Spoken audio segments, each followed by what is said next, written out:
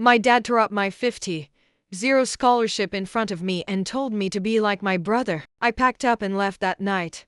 Yesterday, he called from his car, crying because my brother stole everything. My parents groomed me and my older brother, David, from the second we were born, but not in the way you're thinking. You see, they programmed David to think he was an untouchable superhuman. Meanwhile, I was nothing but a future baby carrier.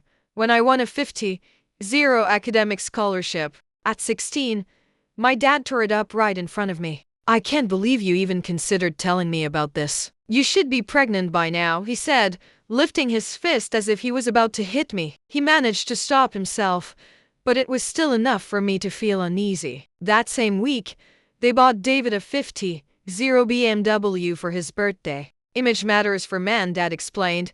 When I started crying, he lifted his hand to slap me again. Stop being selfish. Your brother has a future, but compared to my mom's disturbing tradition, none of this was even that bad. It all started the day I turned 8 years old. Instead of waking up to gifts or a hug, she handed me a pregnancy stimulation suit filled with sand. I was forced to spend the entire day wearing it while watching birthing videos. She'd wait if I complained, saying, "Real mothers don't whine." From there, I was forced to wear it every weekend. She even made me practice breastfeeding on dolls that cried if held wrong. While I spent every session plotting escape, she'd parade me around relatives who'd touch my fake belly and coo about my future babies. When I turned 14 and told her I wanted to be a doctor, not a mother, she made me wear the suit to school, under my clothes as punishment. To remind you of your true purpose, she said. The janitor found me crying in the bathroom, trying to cut it off with scissors. He even offered to call CPS, but I declined because I knew my mom would only punish me more. Plus, I was lucky, because my parents had been abusive my entire childhood. I'd been hiding money since I was 12, babysitting cash, running an acrylic business, tutoring the works. So by the time I turned 18, I had just over 8-0 stacked up in a showbox under my bed. When I told them I was leaving for college, my mom locked me in my room for 2 days to think about what family means. When the 48 hours passed, my dad was the one to unlock the door. If you walk out that door for college, you're not welcome back. I left with my showbox and a trash bag filled with my belongings. Meanwhile, David became everything they'd dreamed of.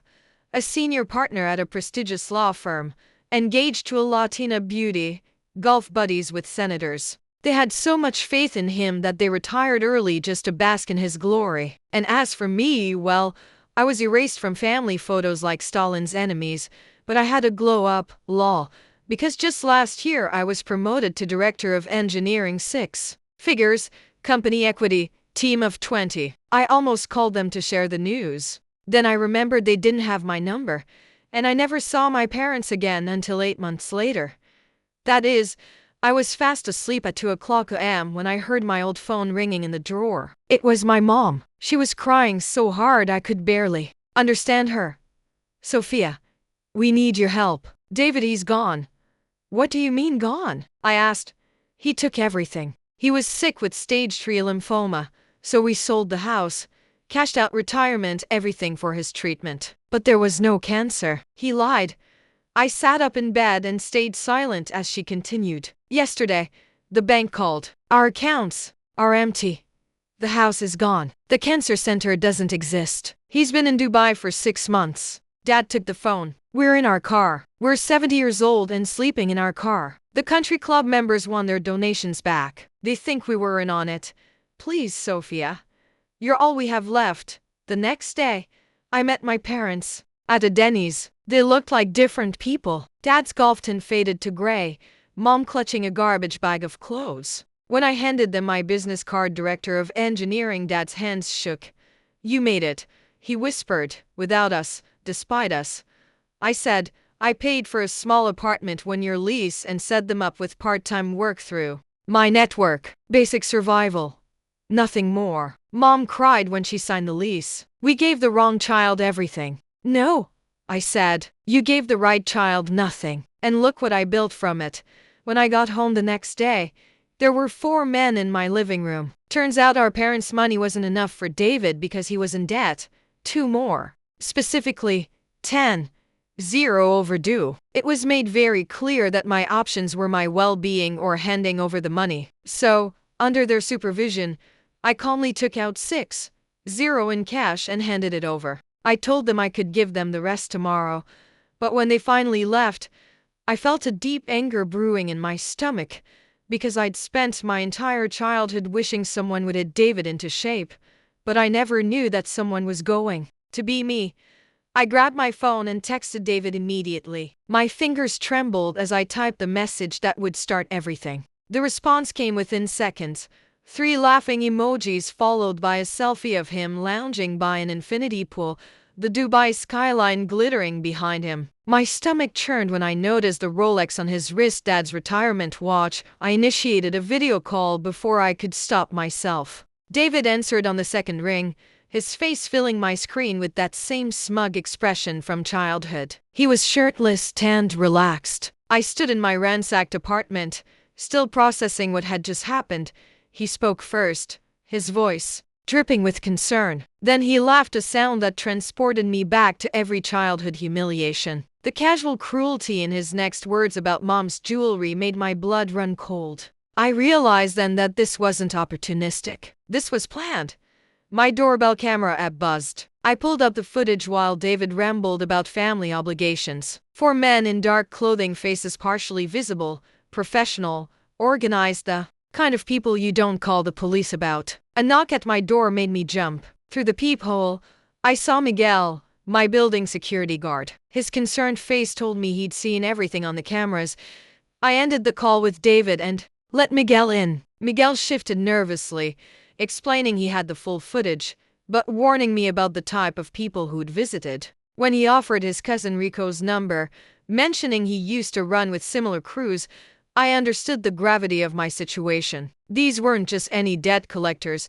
I stared at Rico's number on the scrap of paper. The collectors had mentioned interest doubling after 48 hours, 4-0 by tomorrow, or things would escalate. My savings could cover it, but that would leave me vulnerable. Miguel's cousin might buy me time to figure out David's game. The call with Rico revealed more than I expected. David owed 50-0 across multiple crews, playing them against each other like chess pieces. My address was his insurance policy, his backup plan. Rico's matter-of-fact tone made it clear this was bigger than just 10-0. I drove to my parents' apartment at midnight, my mind racing. The building looked even more run down in the darkness. Inside, I found them sleeping on the floor of their living room. David's childhood bed dominated the space, his photos arranged like a shrine. They'd given up their own bed for his memory. Their laptop sat open on the kitchen counter. I scrolled through email after email from David. Detailed cancer updates, treatment schedules, photos from supposed chemotherapy sessions. The timestamps caught my eye, sent during business hours. In Dubai when he claimed to be too sick to work. The photos showed hotel rooms, not hospitals. Dad's voice startled me. He stood in the doorway looking older than his 70 years. His words about David's Sunday calls and improving chemotherapy broke my heart. I turned the laptop screen toward him and pulled up David's Instagram on my phone. The jet skiing video was posted yesterday. Dad's hands began to shake as reality crashed down. Mom appeared moments later, her defensive walls already up. She accused me of jealousy, of faking evidence. 30 years of programming kicked in instantly. Even faced with proof, she couldn't accept that her golden child had betrayed them.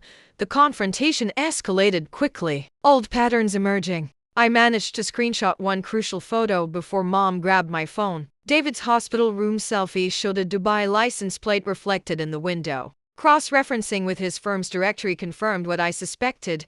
His medical leave started the exact day the money transfers began. My phone buzzed with a text from Keisha, my best friend since college. David had contacted her on LinkedIn about an investment opportunity. My stomach dropped. He was expanding his net, targeting people connected to me. This wasn't just about the money anymore.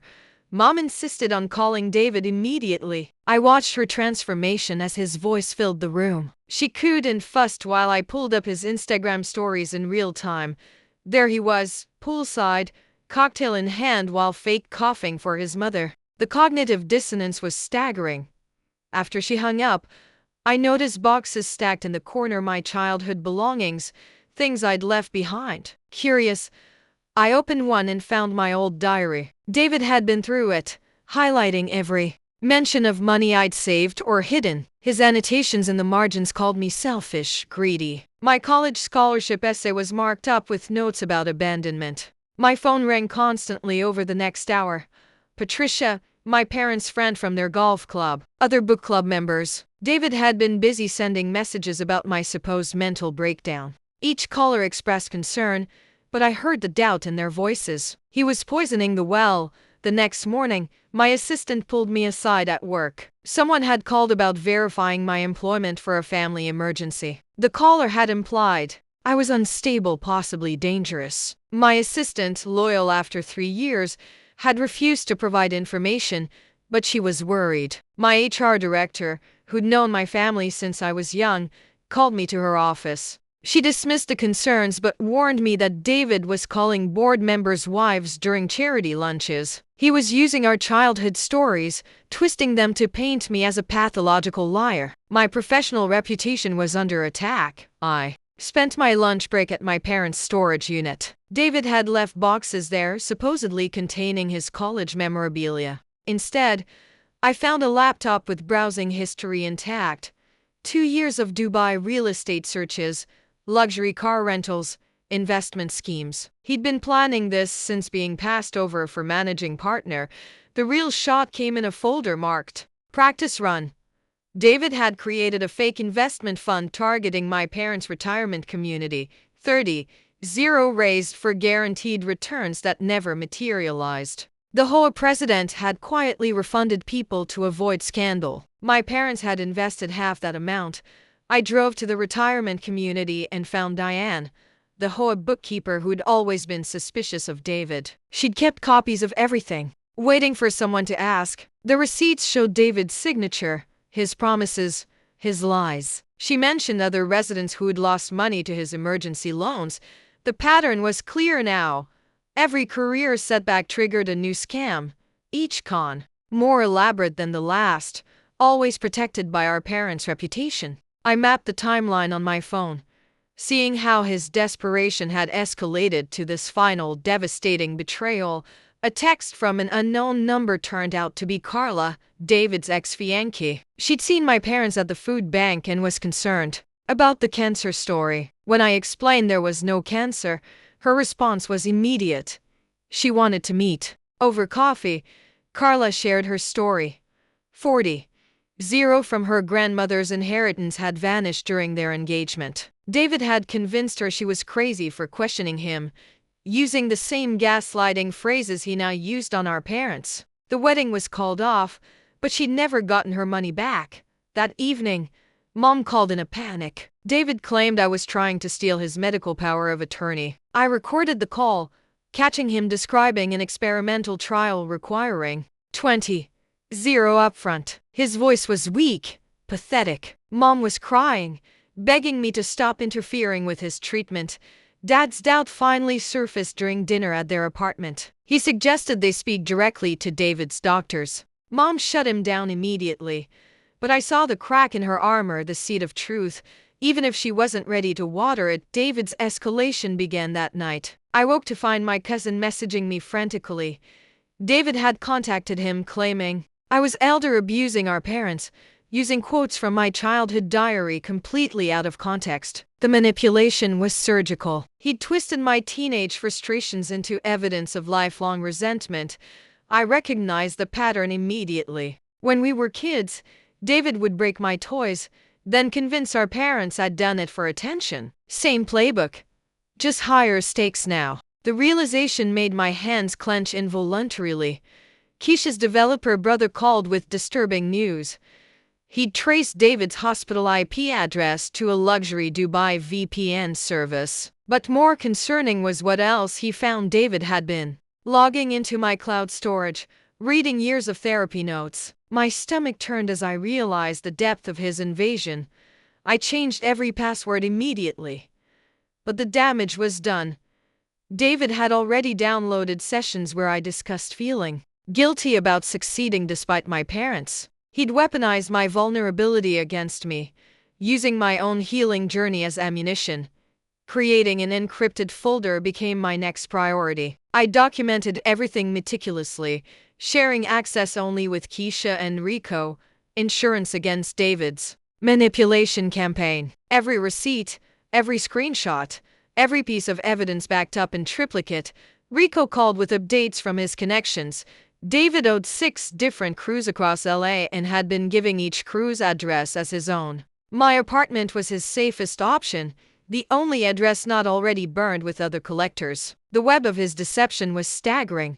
Miguel became an unexpected ally. Over coffee in the building's break room, he mentioned his own brother had destroyed their family through gambling addiction. His eyes held understanding as he offered to keep the building's security footage secure.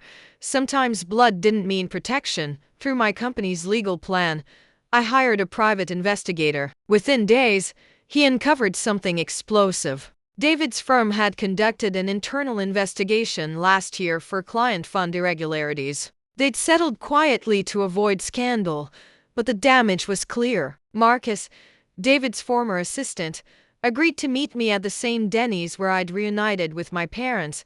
He looked exhausted, defeated. David had blamed him for the missing funds and destroyed his career with false accusations. Marcus had kept everything: emails, documents, recordings. He'd known this day would come. I adopted a careful strategy with my parents. Instead of attacking David directly, I expressed concern for his health. Mom noticed my maturity about the situation. Her guard lowered slightly. Building credibility meant playing the long game. The collector's deadline loomed. 36 hours to decide whether to drain my savings protecting my parents or let David face consequences that might splash back on them. The weight of the decision pressed on my chest. Carla forwarded wedding vendor emails that made my blood boil. David had told them all her family would pay, then given my work address for the bills. I'd been receiving collection notices for months, dismissing them as mistakes. Another piece of his web revealed. During Sunday dinner at my parents' apartment, David video called from his hospital bed. I spotted Dubai News playing on a muted TV in his background, but my parents were too focused on his face to notice. The performance was flawless. Weak voice, pale makeup, the perfect suffering son. He made his move then, offering to forgive me for abandoning the family if I covered his debts. His manipulation was transparent to me now. When I refused, his mask slipped slightly. He mentioned the collectors had our parents' addresses too. The threat hung in the air. Keisha's husband, a nurse at Cedars-Sinai, spent an evening researching. No cancer center in LA matched David's descriptions. The treatment protocols he described were nonsensical. My parents began privately questioning things, though they wouldn't admit it aloud. Timeline analysis revealed the full scope of David's planning. He'd started 2 years ago, right after being passed over for managing partner. His cancer symptoms began that same week. Every detail orchestrated, every move calculated. I realized David's control had limits. It only extended to those who still believed his lies: elderly relatives, distant friends, our parents' generation who didn't want to make trouble. Younger cousins were already questioning things in our family group chat. Marcus provided the firm's investigation file during our second meeting. The numbers were staggering. David had stolen $200,000 from client trust accounts. The firm had covered it to avoid scandal, but forced him out. Keisha worked through the night creating an anonymous website documenting David's cons, every piece of evidence organized, searchable, ready to launch if needed. Sometimes the truth needed a push, she explained, her fingers flying across the keyboard. We spent the night strategizing, our friendship deepening through shared purpose. Keisha reminded me that my parents had failed me, but I hadn't failed myself. The words settled something deep in my chest. Despite my rage, I refused to plant evidence or lie. I wouldn't become David to beat him. My focus remained on documenting truth meticulously, letting facts speak louder than manipulation. During our next video call, I calmly asked David about specific Dubai locations. He stumbled, claimed medical confusion from treatment. Then he accidentally named his hotel instead of the fictional hospital. I screenshot his panicked expression before he could end the call. Dad started checking bank statements secretly. His hands shook as he discovered charges from Dubai luxury stores. During David's supposed chemotherapy weeks, he printed everything without telling Mom, hiding the papers in his dresser drawer. Diane, the Hoa bookkeeper, took matters into her own hands. She quietly informed other retirement community residents about the investment fund scam. Two more families came forward David had borrowed for emergencies that never existed. His reputation crumbled without me saying a word. David tried accessing our parents' accounts from Dubai, but I'd already helped them change everything. His attempted wire transfers all failed. The frustrated emails he sent them revealed his growing desperation. Mom found Dad's hidden bank statements while cleaning. She broke down completely, clutching my childhood photo she'd kept hidden in her jewelry box. The tears were different this time, grief for the son she'd lost, not the daughters she'd pushed away. My reputation as the good daughter spread through the community. Job offers for my parents multiplied. People offered genuine help, not the false promises David had made. The contrast was stark and undeniable. Complete financial forensics showed David had stolen $500,000 across all victims, most spent on his lifestyle, luxury cars, high-end escorts, gambling. He had maybe $50,000 left, if that. The money was gone. The collector's deadline arrived. Rico warned they'd escalate to my parents next. I had to act decisively. The weight of protecting them while letting David face consequences required careful balance. Mom admitted to Dad that she'd known something was wrong but couldn't face losing her golden child. They held each other in their tiny apartment, their marriage healing through shared pain. Watching them rebuild gave me unexpected hope. I realized I wasn't just saving them financially. I was freeing them from David's psychological prison they'd lived in for decades. Every truth revealed loosened his grip on their reality.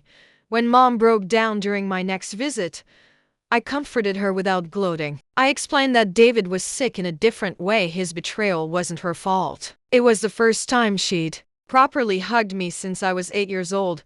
The extended family group chat exploded as evidence spread. Cousins shared their own David stories, loans never repaid, lies about me, manipulations they'd noticed but never mentioned. The truth had been there all along, waiting to be acknowledged. Even David's law school friends admitted they'd always suspected something was off. They told me he'd talked about me like I was dead, made them think I'd done something terrible. To be erased so completely, the revelation stung less than I expected. I negotiated with the main collector through Rico. David's debt would transfer fully to him. My parents would be clear. I provided David's Dubai contact information, his hotel details, his daily routines. The collector's satisfaction was evident in his voice. David attempted his last manipulation, threatening Sewer's lied if I didn't stop. I recognized the tactic from childhood, the same threat he'd used to get bigger birthday presents. I didn't take the bait but documented the threat carefully. Keisha monitored David's social media. Hours after the Sewer's lied threat, he was posting from a yacht party about fake family trying to bring down success. The cognitive dissonance would have been funny if it weren't so pathetic. David's firm officially terminated him after I confidentially shared evidence with their legal department. His income stopped immediately, though his LinkedIn still claimed medical leave. The Dubai lifestyle was unsustainable now. My parents began therapy, their relationship with me slowly rebuilding on an honest foundation. For the first time in my life, we related as real people, not roles assigned at birth. My team at work rallied around me, offering to create a victim fund for David's targets. My leadership through this crisis had only strengthened their respect. The irony wasn't lost on me. The child, given nothing, had built something real, all evidence compiled into a comprehensive package, 47 pages documenting every lie, every theft, every manipulation. The timeline alone was 12 pages, supported by receipts, screenshots, and recordings. The truth was undeniable. Mom apologized for the first time in my life. She admitted she'd been so afraid of being a bad mother that she'd become a terrible one. She said I deserved better and she'd spend whatever time she had left trying to make amends. The words I'd waited decades to hear felt surreal. Dad's admission came during our next meeting at their apartment. He acknowledged how he'd enabled David while crushing my dreams. His voice cracked as he promised to spend whatever time remained making amends. The weight of 30 years lifted slightly from my shoulders. The community's response accelerated. David's reputation crumbled as more stories emerged. Parents' friends who defended him for decades now crossed the street to avoid association. Natural consequences unfolded without my intervention. I discovered David had purchased fake cancer treatment receipts from the dark web. The complete medical fraud kit cost $500. The ultimate insult to our parents' life savings. I added this evidence to my growing documentation. Parents' former country club friends reached out with genuine apologies. They admitted their judgment about my leaving had been wrong. I accepted graciously while maintaining boundaries trust required. More than words, David's desperation peaked. He returned to LA secretly, appearing at my parents' apartment, still playing the cancer patient role. My parents didn't let him inside, though Mom wavered, seeing him thin from stress. His manipulation still had hooks in her heart. The confrontation escalated when David convinced two relatives I was controlling our parents' finances for inheritance. They demanded a welfare check, creating a scene at the apartment complex. The police found nothing concerning, but the damage to family relationships deepened. I handled the family drama alone while Keisha traveled for work. Every lesson about standing strong was tested. Despite the isolation and pressure, I maintained my course. David's tactics only strengthened my resolve.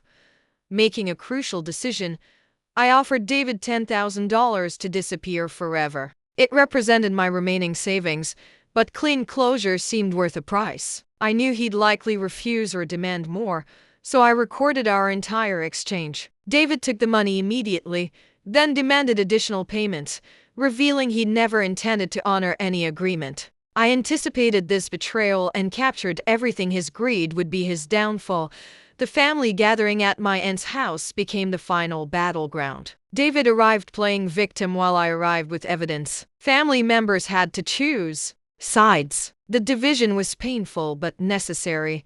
David spun elaborate lies while I calmly presented receipts, screenshots, and recordings. Truth clashed with performance as relatives watched. Some clung to comfortable delusions while others finally acknowledged reality. His final secret emerged through social media. David had married a wealthy woman in Dubai 6 months ago and was running the same cancer scam on her family. Wedding photos surfaced on her Instagram, revealing another layer of deception. During the confrontation, his Dubai wife's brother called. They discovered David's lies and wanted him arrested. He offered to fly me out as a witness. The international scope of David's crimes became clear. I faced a choice between helping Dubai authorities arrest David or letting street justice from collectors handle him. Both options meant his destruction. Neither felt entirely right despite everything he'd done. Choosing a third option, I provided collectors with David's Dubai location while warning his wife's family so they could protect themselves. Justice. Without becoming an executioner, David's own choices would determine his fate. David realized he was trapped between angry creditors and defrauded in-laws with nowhere to run. His confident mask finally dropped completely. The golden child persona crumbled as consequences closed in from all sides. His final manipulation attempt claimed I'd orchestrated everything from the beginning, that our parents' poverty was my fault for not helping sooner. The accusation fell flat. No one believed him anymore. Mom stood up during his tirade, her voice steady for the first time. She acknowledged failing us both, but noted only one child had become cruel. Dad added, their enabling was finished. The finality in their voices was absolute. I secured victory through truth rather than revenge. David's own choices created his downfall. I never had to become him to hit him. The moral high ground felt better than any vengeance could have. David fled the family gathering with nowhere to go. His Dubai in-laws froze his accounts. Collectors monitored airports and family protection evaporated. Every escape route he'd carefully maintained was gone. My parents signed the restraining order I'd prepared. David was officially barred from their lives, unable to manipulate them again. Legal protection supplemented their emotional boundaries. I helped my parents begin therapy sessions, watching our relationship rebuild on honest foundations. For the first time, we related as real people, not roles assigned at birth. My tech connections secured Dad a spot in a coding boot camp. His excitement about learning something new was infectious. News arrived within days. David had been arrested in Dubai for fraud against his wife's family. He'd served time there before facing consequences. In law,